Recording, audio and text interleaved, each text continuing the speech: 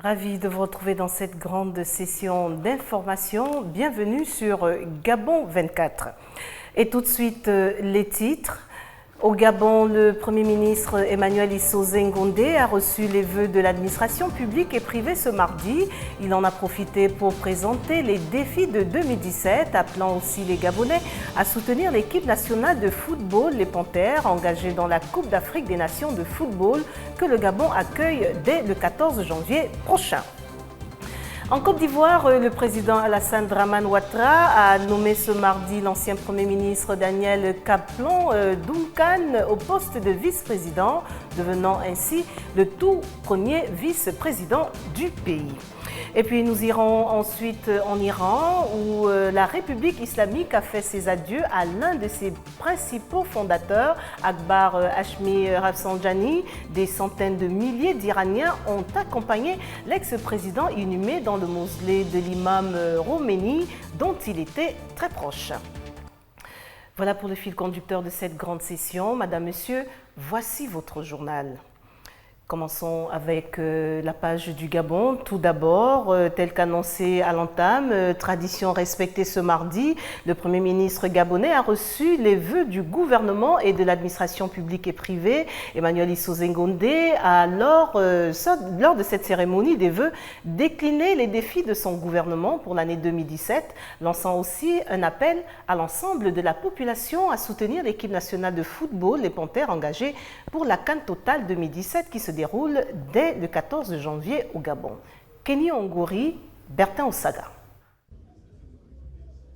En vue de faire le bilan et lancer la nouvelle année, le gouvernement et les administrations publiques et privées ont présenté mardi les vœux au Premier ministre, chef du gouvernement.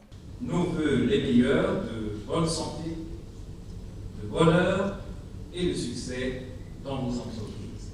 C'est le cadre propice d'excellence pour porter un regard rétrospectif sur l'année qui vient de s'achever.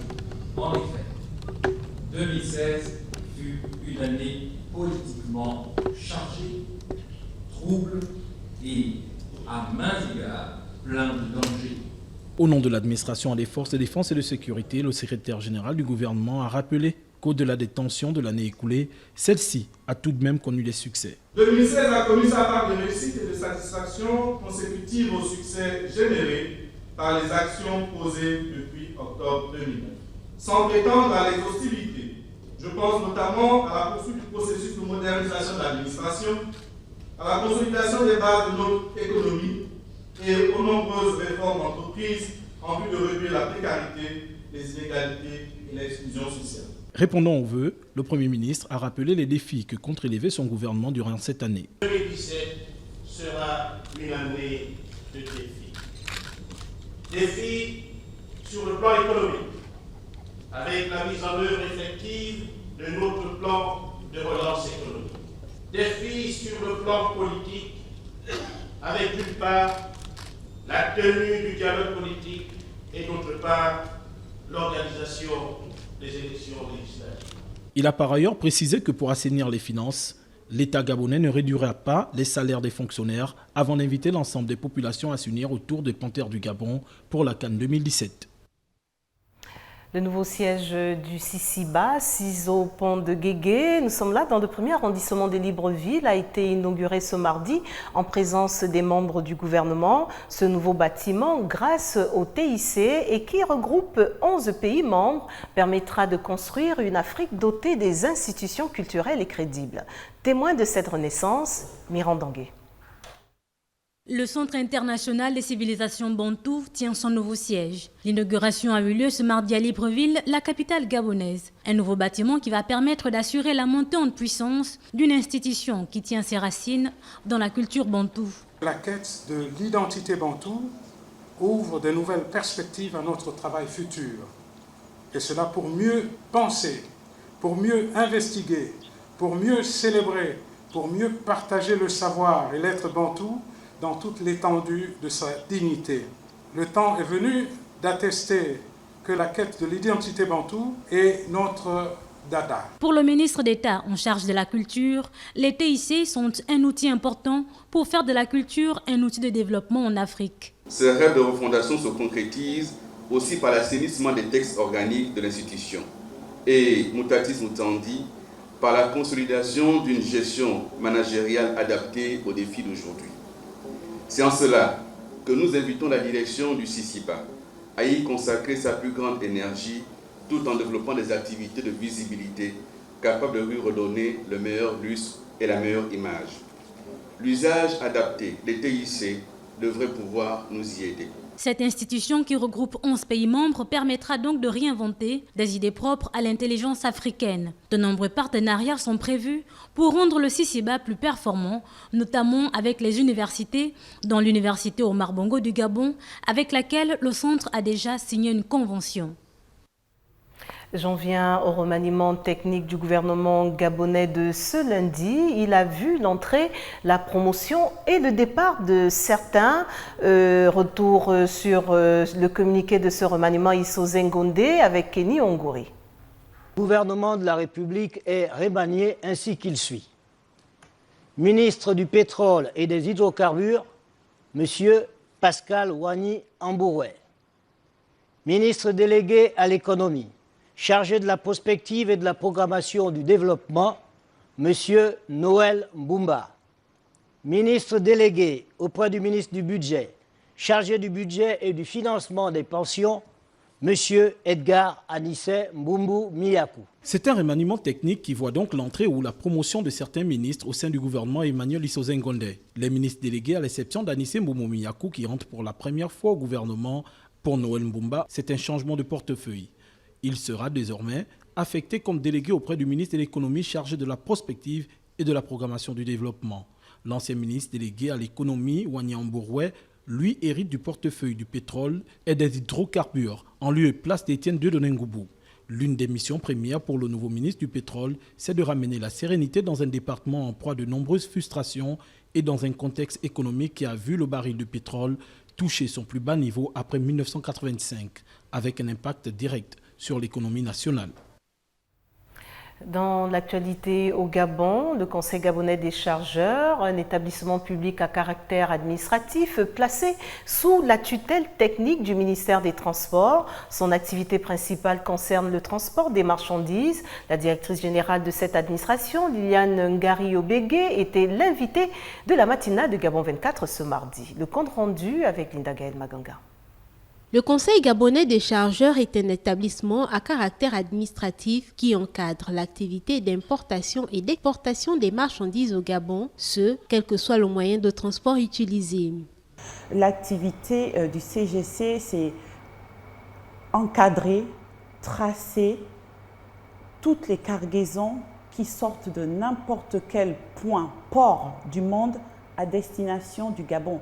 Nous devons avoir la capacité de pouvoir connaître les marchandises, le mode de conditionnement et tout ce qui va avec la cargaison. Dans le souci de redynamiser ce secteur d'activité qui concerne les marchandises, le Conseil gabonais des chargeurs innove dans son fonctionnement. La première réalisation, et qui était une réalisation très importante pour nous, c'était de mettre une stratégie que nous avons appelée donc la NOSAC, stratégie donc d'assistance aux chargeurs afin de pouvoir tracer, afin de pouvoir avoir toutes les informations, afin de pouvoir avoir un fichier, un répertoire sur quelles sont les activités des importateurs et exportateurs au niveau du Gabon.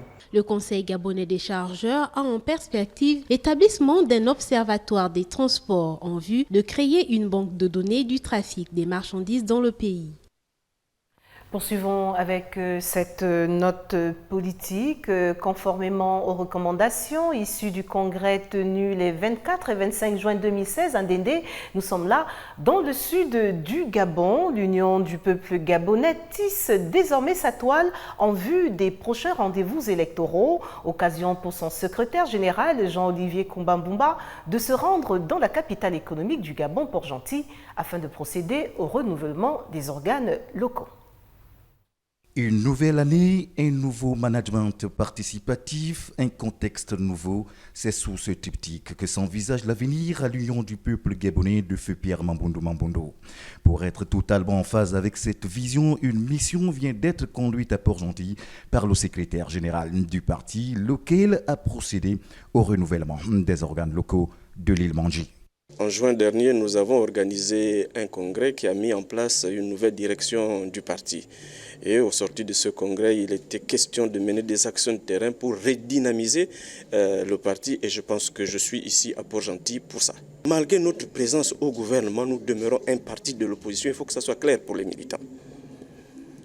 Et il faut comprendre que le président avait toujours dit que lorsqu'on crée une formation politique, un parti politique, c'est pour avoir, justement, c'est pour prendre le pouvoir. Et le pouvoir se prend aussi par les extrêmes, à tous les niveaux. Une initiative aux allures de rentrée politique qui a donc des objectifs précis à atteindre au regard des défis qui se présentent à ce jour. Travaillons parce que nous avons besoin d'avoir des élus. Et ce n'est que par le travail, justement, de terrain que nous allons avoir des élus. Donc j'exhorte les militants de la province de l'Ogooué-Maritime qui ont toujours été en pointe par rapport aux résultats que nous faisons à chaque élection. Il est donc question qu'ils redynamisent leur structure au niveau provincial pour que, après ces élections, nous puissions avoir les résultats escomptés. Des recommandations qui vont certainement permettre à l'Union du peuple gabonais à la recherche d'un groupe parlementaire de concrétiser son ambition de faire entendre sa voix dans toutes les sphères décisionnelles de la République. Obtenir un permis de conduire signifie-t-il le fait pour son détenteur d'être un bon chauffeur? La question a été posée par la rédaction de Gabon 24 en jetant un regard sur la position des formateurs dans la discipline, le compte rendu de Kenny Ongouri et Bertin Osaga. Les maisons d'auto-école enregistrent régulièrement de nombreuses demandes de candidats au permis de conduire. Un constat évident dans la capitale gabonaise avec son important parc automobile et ses embouteillages. Aujourd'hui, nous observons justement une augmentation de la demande en ce qui concerne la formation au permis B. Et surtout le permis B, contrairement au permis CD. C'est un document délivré par le ministère du Transport qui confère à son détenteur l'autorisation de conduire des véhicules automobiles dont le PTAC n'excède pas les 3500 kg, donc les véhicules de tourisme. 2 mois de formation ou 3 semaines accélérées, les délais sont connus. Mais ceci suffisent-ils pour définir les aptitudes des uns et des autres à prendre le volant? Il faut dire que la formation dure 2 mois. Le premier mois, c'est la théorie, et après la théorie, on intègre la pratique. Et à la fin de la pratique, le moniteur détermine si le candidat est apte à prendre le véhicule, généralement à postuler à l'examen. Maintenant, s'il y a des soucis, on fait ce qu'on appelle un rajout de cours. Cela nous renvoie à la question de savoir comment définir un bon chauffeur. Un bon conducteur, c'est celui-là qui, lors de ses déplacements, respecte la signalisation. Et lorsque je parle de signalisation, je vois tout de suite le marquage au sol, les feux et les autres usagers. Donc respecter la signalisation, tenir compte de la présence des autres et adapter son comportement aux circonstances et aux lieux. Pourtant, dans Libreville ou dans d'autres villes du Gabon, des accidents parfois inexplicables se produisent sans que les autorités en charge de la circulation et du transport ne sanctionnent véritablement ces auteurs, soit en retirant les permis de conduire ou par des méthodes hautement coercitives en vue d'amener chacun à une prise de conscience lorsqu'il est au volant de son véhicule. Remise de kits scolaires à Libreville, et ce pour récompenser les enfants ayant participé à la dernière édition du Oise des vacances, un concept culturel mais tout aussi éducatif mis en place par la mairie de Libreville. Une cérémonie de remise des kits scolaires aux ayants droit a été organisée ce lundi à l'hôtel de ville de la capitale gabonaise. Un reportage de Larissa Matsumo et Mirandangue.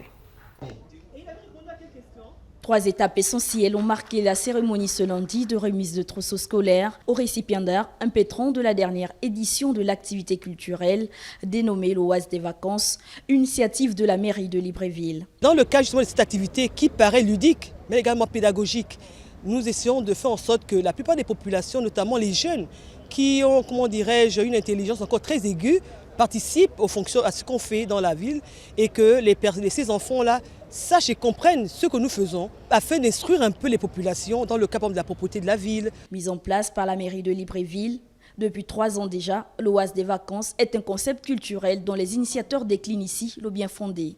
L'Oase des vacances est devenu au fil des éditions le lieu de la manifestation de la solidarité du bureau du conseil municipal à l'endroit de familles librevilloises. Ce sont au total 36 enfants issus des 6 arrondissements de la commune de Libreville, dont l'âge varie entre 4 et 16 ans, sélectionnés sur la base du mérite personnel et respectif. Nous avons été très honorés de voir que nous avons été retenus comme bénéficiaires des trousseaux scolaires offerts par la mairie de Libreville. Ça me fait plaisir et tous les cahiers qu'on a, ça va nous permettre à étudier et travailler à l'intérieur. C'est donc Kendo Makita Silas, le petit garçon de 8 ans, qui s'est démarqué des autres enfants en dépit de son handicap physique. L'Oase des vacances vise à offrir aux jeunes des centres d'intérêt sains participant à leur épanouissement intellectuel, social et citoyen. Refermons la page du Gabon avec le fan club des supporters des Panthères du Gabon. Le regroupement vient de mettre en place un concept dénommé troisième mi-temps. Ce concept devra permettre de créer une ambiance à la gabonaise avant, pendant et après les matchs. Les détails dans ce compte rendu de Larissa Mamengi et Katia Sandon. Troisième mi-temps, un concept qui devra permettre aux supporters des Panthères et autres amoureux du football dans la commune d'Ovendo de vivre les temps forts de la Coupe d'Afrique des Nations dans une ambiance citoyenne. Dans le cadre de cette Coupe d'Afrique des Nations, nous avons pensé qu'il était important d'avoir des espaces qui sont des espaces à la fois de regroupement, mais également des espaces d'incitation pour que tous les jeunes aillent massivement non seulement supporter les Panthères, mais également toutes les grandes équipes d'Afrique qui sont venus participer à cette Coupe d'Afrique des Nations. En plus de la distribution des tickets d'entrée au stade, plusieurs activités avant, pendant et après les matchs sont prévues pour agrémenter la fête. Comme vous le savez, il s'agit d'un challenge des meilleures équipes du continent. Nous avons donc décidé de mettre en place cette troisième mi-temps où nous regroupons des jeunes. L'acte d'incitation, c'est de leur offrir dans un premier temps des billets pour qu'ils aillent au stade, mais également de les accompagner en mettant à leur disposition des moyens de transport coordonnés pour qu'après le stade, on se retrouve ici en famille, discuter de comment tel joueur, quelle était la performance de telle équipe, est-ce que les changements ont été ce que nous espérions. Et donc cette activité liée à la troisième mi-temps va se dérouler tout au long de la Coupe d'Afrique des Nations. À quelques jours du coup d'envoi de la CAN Total 2017, de telles initiatives participent à la mise en valeur de l'hospitalité gabonaise au moment où le Gabon s'apprête à accueillir des amoureux du football venus du monde entier. La page Afrique s'ouvre en Côte d'Ivoire où Daniel Kablan-Duncan devient le tout premier vice-président de Côte d'Ivoire au lendemain de sa démission de son poste de Premier ministre. Moment historique ce mardi matin à l'Assemblée nationale de Côte d'Ivoire. Daniel Kablan-Duncan a été désigné vice-président, un nouveau poste donc créé par la Constitution promulgué en novembre par le président de Côte d'Ivoire, Alassane Dramane Ouattara, qui l'a annoncé ce mardi matin devant les députés réunis en session extraordinaire. Jamila Bengman s'en fait l'écho.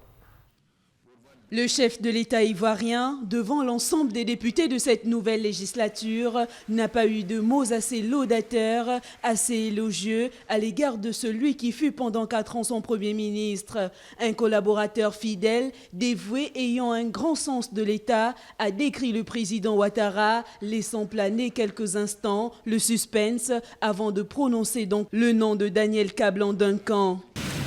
Honorables députés, mes chers compatriotes, la personnalité sur laquelle mon choix s'est porté pour occuper les fonctions de vice-président de la République est M. Daniel Kablan. Je suis heureux de vous annoncer que mon choix s'est porté sur l'un des vôtres, un élu de la nation. Il s'agit d'une personnalité d'expérience, un grand serviteur de l'État qui a fait la preuve de ses qualités personnelles et professionnelles exceptionnelles à toutes les hautes fonctions qu'il a occupées. L'ex-premier ministre d'Henri Konan Bédié en 1993, puis d'Alassane Ouattara depuis 2012, rompu aux questions des finances et de diplomatie. Daniel Kablan-Duncan, 73 ans, qui avait démissionné hier lundi de son poste de premier ministre, a dit peu après son émotion. La journée n'est pas tout à fait terminée car le président ivoirien doit signer le décret portant nomination de son vice-président conformément à la Constitution. Et en Côte d'Ivoire, justement, le nouveau Premier ministre est connu.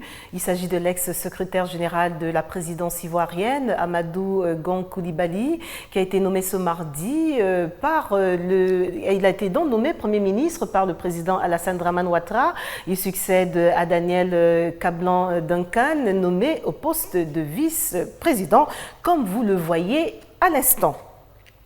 Et nous restons en Côte d'Ivoire où, cette fois, 3 jours après le mouvement de contestation au sein de l'armée, le chef d'état-major de l'armée, le commandant supérieur de la gendarmerie et le directeur général de la police ont été limogés ce mardi. Des détails dans ce récit de Larissa Matsumo. L'annonce a été faite lundi 9 janvier par le secrétaire général de la présidence de la Côte d'Ivoire, Amadou Gon Coulibaly. Le président de la République a mis fin aux fonctions du général Soumaïa Bakayoko en sa qualité de chef d'état-major des armées, du général de corps armés Gervais Kwaku Kwasi, commandant supérieur de la gendarmerie, et de Brindombia, directeur général de la police. Ils sont remplacés par le général Sékou Touré, chef d'état-major adjoint, le général de brigade Nicolas Kouadio Kwaku et par le commandant Youssouf Kouyaté, commissaire divisionnaire actuel patron du CCDO. Ces décisions sont la conséquence directe du mouvement d'humeur de militaires qui a touché la Côte d'Ivoire dans la nuit de jeudi à vendredi, quand des soldats réclamant le paiement de primes, des augmentations de soldes, une promotion plus rapide entre les grades et des logements avaient bloqué l'agglomération de Bouaké dans le nord de la Côte d'Ivoire. Le mouvement de contestation s'était répandu à plusieurs villes du pays et avait même touché le camp militaire d'Akwedo à Abidjan. Le calme était revenu dimanche après une médiation menée samedi par le ministre à la présidence chargé de la Défense, Alain Richard Donouaï. Dans une brève allocution télévisée samedi, début de soirée, le président Ouattara avait annoncé son accord pour la prise en compte des revendications relatives aux primes et à l'amélioration des conditions de vie des soldats. Ayant marqué son accord, il a demandé à tous les soldats de regagner leur caserne pour permettre l'exécution de ces décisions dans le calme. Et puis les États d'Afrique de l'Ouest qui appellent Yahya Jammeh à céder le pouvoir en Gambie ont annoncé lundi l'envoi d'une nouvelle mission à Banjul où 12 ambassadeurs gambiens ont soutenu le président élu Adama Barrow ont été rappelés. En témoigne ce récit de Linda Gaël Maganga. Une nouvelle mission des membres de la communauté économique des États d'Afrique de l'Ouest, CEDEAO, se rendra en Gambie pour demander au président Yahya Jammeh de céder le pouvoir afin que le vainqueur de l'élection présidentielle de décembre 2016 prenne la gestion de la présidence du pays. And shared views on the way forward. Ils ont délibéré sur l'état actuel des choses en Gambie et ont partagé leur opinion sur la voie à suivre. Ils se sont mis d'accord sur leur détermination à résoudre la crise politique gambienne de manière conforme à la constitution de la Gambie et respectent la volonté du peuple de Gambie à chaque étape.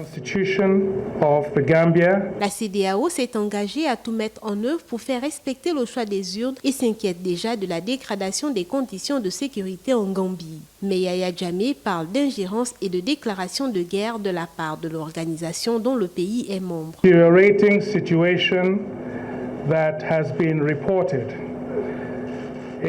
Ils se sont dit particulièrement inquiets de la détérioration de la situation en matière de sécurité en Gambie. En particulier, la fermeture de certaines des stations de radio et des maisons de médias. Les arrestations qui ont eu lieu et aussi la situation de réfugiés qui se crée avec un exode massif d'un grand nombre de personnes vers l'intérieur et vers les pays voisins.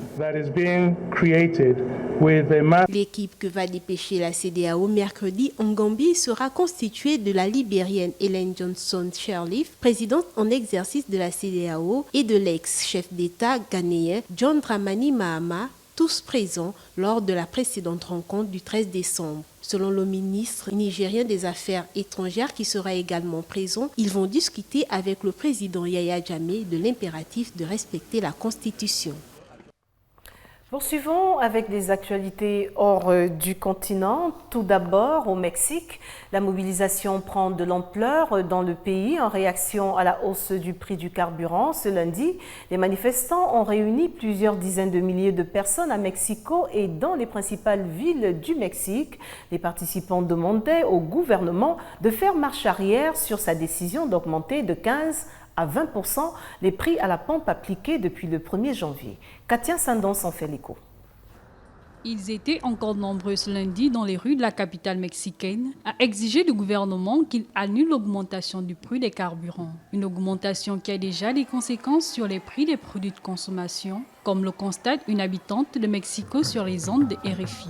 Le gaz a déjà augmenté, dit-elle. La bonbonne de 20 kg coûte désormais 800 pesos. Elle a augmenté du jour au lendemain à 28 pesos. Dans un pays où le salaire minimum est de 80 pesos par jour, c'est injuste. Le pain, les huiles, la tortilla, tout cela a augmenté. Dans la manifestation, la première de grande ampleur à Mexico, beaucoup de pancartes contre la corruption.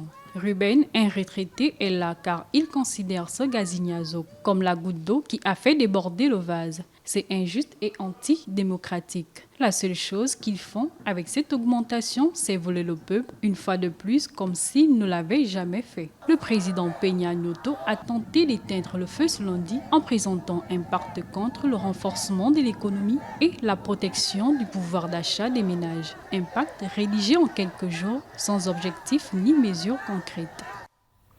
Aux États-Unis, mesure phare de la présidence Obama, l'Affordable Care Act a fourni une couverture maladie à des millions d'Américains sans assurance dans un pays où les coûts de santé sont exorbitants, alors que Donald Trump a promis d'abroger cette loi appelée Obamacare. De nombreux bénéficiaires s'inquiètent pour leur avenir dans ce reportage. Comme 20 millions d'autres Américains, Becky est désormais couverte par l'Obamacare. Son handicap l'empêchait d'être assurée par des compagnies privées. Pour ces nouveaux assurés, fini les factures de soins faramineuses. Mais l'élection de Trump met en péril cette couverture maladie pour les plus démunis. Mes ordonnances étaient de près de 5 000 $ par mois. Ça fait mal, mais ce n'est pas une chose où on peut se dire « Ok, je vais juste m'en passer ce mois-ci ». Ça ne marche pas comme ça. C'est ça, sans assurance. Pensez aux millions de personnes qui n'ont pas d'assurance.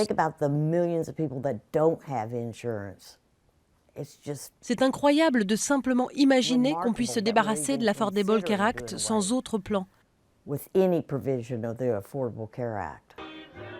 Il y a 4 ans, Becky fêtait devant la Cour suprême la validation de l'Affordable Care Act, déclarée constitutionnelle. Nombreuses ont été les tentatives d'entraver cette réforme du système de santé depuis que Barack Obama a signé la loi en 2010. L'Affordable Care Act, cette loi permet à des familles et des entreprises d'économiser de l'argent. Cette loi permet aussi de sauver des vies qui nous touchent tous. Cela fonctionne malgré les innombrables tentatives d'abroger la loi, de la saper, de la vider de son contenu, de la critiquer. Mais malgré tous les efforts faits par Obama pour promouvoir cette loi, pierre angulaire de sa présidence, l'Obamacare devrait bientôt être abrogé. Une promesse martelée par le candidat Donald Trump pendant la course à la Maison-Blanche. Depuis sa victoire, les demandes d'inscription à l'Obamacare ont explosé. Notre message pour ceux concernés, c'est que nous fournissons toujours ces services aujourd'hui. Il est important qu'ils prennent une décision pour leur couverture maladie 2017. Et nous travaillerons avec eux et avec la prochaine administration pour déterminer l'avenir.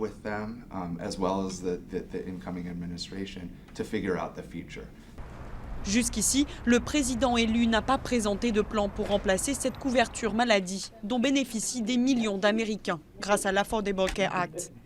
Mais Donald Trump a adouci le ton, promettant de conserver une couverture pour ceux, comme Becky, qui ont déjà une maladie. Je vous l'annonçais en titre, en Iran, des centaines de milliers d'Iraniens ont accompagné ce mardi à Téhéran l'ex-président Akbar Hashmi Rafsanjani jusqu'à sa dernière demeure, le mausolée de l'imam Khomeini dans le sud de Téhéran, où il a été enterré à côté de la tombe du fondateur de la République islamique. Le constat de Renandem. La mort dimanche à 82 ans de celui qui a occupé la plupart des plus hautes fonctions dans son pays, dont celle de président de 1989 à 1997, est un coup dur pour le président actuel, le modéré Hassan Rouhani, comme pour le camp réformateur et modéré. Élu en 2013 grâce au soutien de Rafsanjani, Rouhani était en effet son protégé et doit briguer en mai un second mandat de 4 ans. Cette fois-ci sans son appui déterminant et ses réseaux d'influence. Rafsanjani, qui a marqué l'histoire de son pays depuis 1979, a été enterré dans le mausolée de l'imam Khomeini, dans le sud de Téhéran, à côté de la tombe du fondateur de la République islamique. Le turban blanc de l'ex-président et une photo de lui avaient été placés sur son cercueil, installé sur un camion qui avançait lentement au milieu de la foule impressionnante en direction du mausolée. Le convoi arrivait de l'université de Téhéran où le guide suprême Ali Khamenei, entouré des plus hautes autorités iraniennes, avait prononcé la prière du mort dans une atmosphère grave.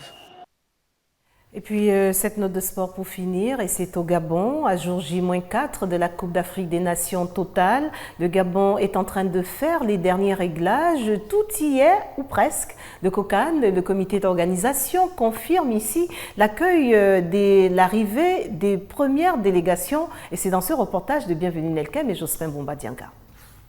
À quelques heures de l'ouverture de la CAN Total Gabon 2017, toutes les équipes qualifiées regagnent progressivement les terres gabonaises. Le comité d'organisation de la Coupe d'Afrique des Nations confirme l'accueil des délégations engagées dans la compétition. Donc, en ce qui concerne les infrastructures sportives, le Gabon est prêt à accueillir les différentes équipes qui vont se produire sur ces différents stades de compétition et ces stades d'entraînement. Idem pour ce qui est de l'hébergement. Vous savez qu'en ce qui concerne l'hébergement, les équipes qui prennent part à cette Coupe d'Afrique des Nations de football avaient déjà pu se familiariser avec les hôtels qui vont les héberger. Et déjà, les premières délégations sont arrivées, notamment les étalons du Burkina Faso, mais également les licarons de la Guinée-Bissau, qui sont déjà dans nos murs et qui ont déjà pris leur quartier dans leurs hôtels. Le Gabon est bien prêt à accueillir cet important événement footballistique. Comme vous pouvez le deviner, à répondre aux exigences contenues dans le cahier de charge de la Confédération africaine de football, notamment en ce qui concerne les infrastructures sportives. Hier encore, le président de la République, Ali Bongo Ondimba, inaugurait officiellement les stades de Port-Gentil et d'Oyem, deux structures d'une capacité de 20 000 places chacun. Le stade d'Oyem a pu bénéficier d'un match test qui a été organisé le 7 janvier dernier. C'était l'occasion pour le comité d'organisation local de roder ses équipes. La Coupe d'Afrique des Nations débute samedi prochain à Libreville avec le match Panthères du Gabon, les Licaons de Guinée-Bissau. Le rappel des titres avant de refermer cette grande session. Au Gabon, le Premier ministre Emmanuel Isozen Ngondé a reçu ce mardi les vœux de l'administration publique et privée. Il en a profité pour présenter les défis de 2017, appelant aussi les Gabonais à soutenir l'équipe nationale de football, les Panthères, engagées dans la Coupe d'Afrique des Nations de football que le Gabon accueille dès le 14 janvier prochain. Nous étions en Côte d'Ivoire où le président Alassane Dramane Ouattara a nommé ce mardi l'ancien Premier ministre Daniel Kablan-Duncan au poste de vice-président, devenant ainsi le tout premier vice-président du pays.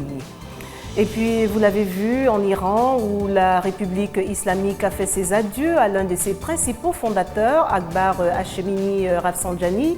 Des centaines de milliers d'Iraniens ont accompagné l'ex-président inhumé dans le mausolée de l'imam Khomeini, dont il était très proche. Voilà, Madame, Monsieur, tout ce qui a retenu notre attention pour cette grande session d'information. Au nom de toute l'équipe, merci de nous rester fidèles. L'information continue sur Gabon 24, mais en attendant, n'oubliez surtout pas que quoi qu'il arrive entre-temps, gardez le sourire. Au revoir.